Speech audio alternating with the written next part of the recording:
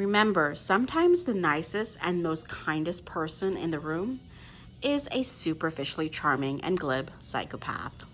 Let's talk about why a psychopath's false charming mask may actually drop around you and why they target you out of envy. Let's talk about the two different subtypes of psychopathy and why that matters, as well as why how their brain responds to dopamine actually matters a lot when it comes to love bombing you and devaluing you and going off to try to replace you with a different victim or moving on to a new victim very quickly, as well as their constant search for novelty, constant need for high sensation seeking and thrill seeking activities and novelty.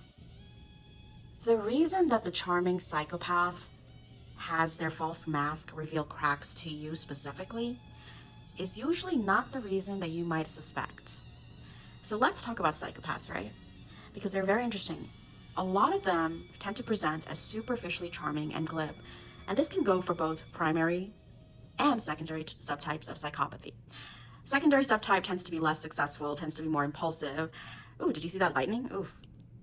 And the primary subtype tends to be more callous and emotional since they were young. They tend to have a biological predisposition. So these are the types who tend to gravitate towards more successful careers. They don't have as much of a startle response. They're more fearless. They're more callous, unemotional. And they've had a lot of practice in charming others and being who they are not and wearing a mask.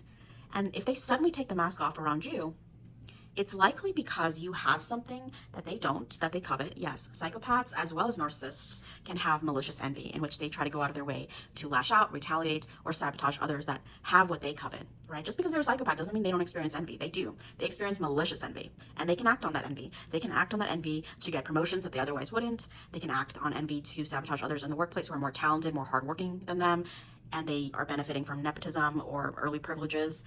They can act on that envy, and they can do it in very diabolical, covert ways that perhaps a more impulsive secondary subtype might not engage in, right? The secondary subtype might lash out and react with aggression and be more violent and impulsive, but the primary subtype of psychopath will do things in a more calculated fashion. They will manufacture insecurities in you by treating you differently than other people, right? First, you may see their charm come out, and then suddenly they'll abruptly drop the mask around you.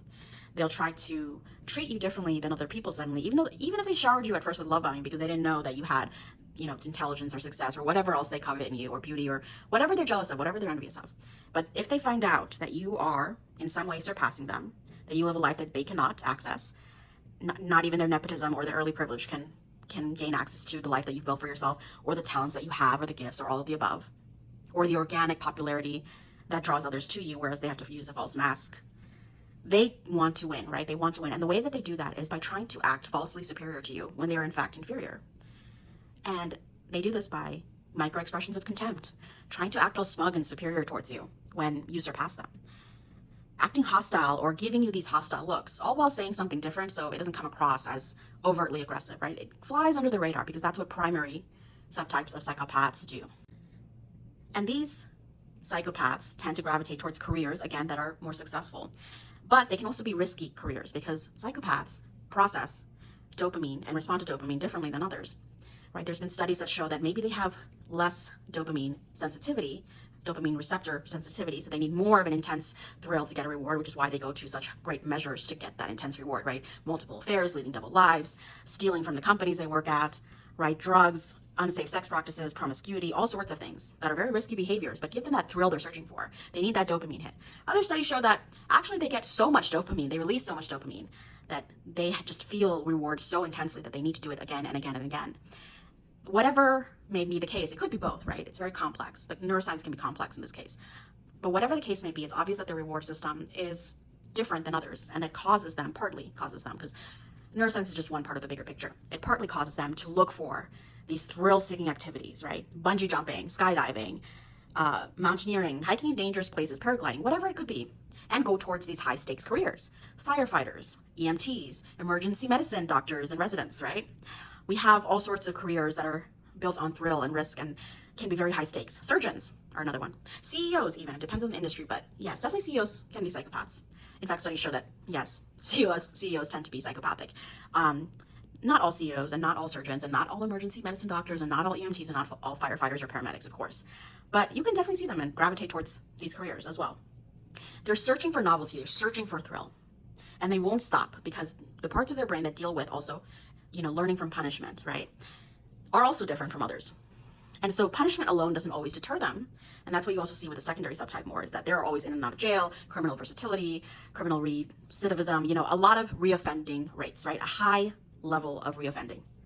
So across both types of psychopaths and variants, you see that they want to get that thrill. They need that novelty. And that's why they're able to love bomb you so intensely and hyperfixate you for that dopamine rush so much, but then they lose interest very quickly. And they devalue you, and they're off to another victim or a set of victims, or they're leading double lives, and they're engaging in con artistry. Because they need that novelty, they need that thrill, they need something new every day. They need it because they're psychopathic. So when the psychopath's mask drops around you, and you don't understand how their personality can switch, it's because they are wearing a mask, right? They're wearing that superficially false, charming mask for everybody. And if they see something in you that they envy, well, now they become irritable. Right? And again, they suffer from a lot of perpetual boredom. So they need to toy with people and manipulate them to get their everyday thrills as well. So they see you as a target because you are someone who has achievements they don't. You are someone who can see through them because you have the knowledge about narcissists and psychopaths, right? In a world that's becoming more well-versed and more knowledgeable about narcissists and psychopaths. When I first started writing about the subject, by the way, it wasn't as mainstream. Definitely not, back in 2014. But now a lot of people know about narcissists and psychopaths, but they still have a hard time differentiating between superficial charm and kindness. If you want to learn more about the different types of narcissism and psychopathy and the research on how to actually break a trauma bond with a narcissist or psychopath, I invite you to read my book, Breaking Trauma Bonds with Narcissists and Psychopaths. It goes very in-depth into these pathological personalities, the subtypes, the variants, and how to detox from your destructive attachment to them in romantic relationships, in the workplace, and all sorts of connections. You can adapt the tips that are for romantic relationships to any context that you're dealing with a toxic individual in. It is available in all major bookstores, including your local Barnes & Noble. And so I hope you read it, and I hope you find it empowering and insightful.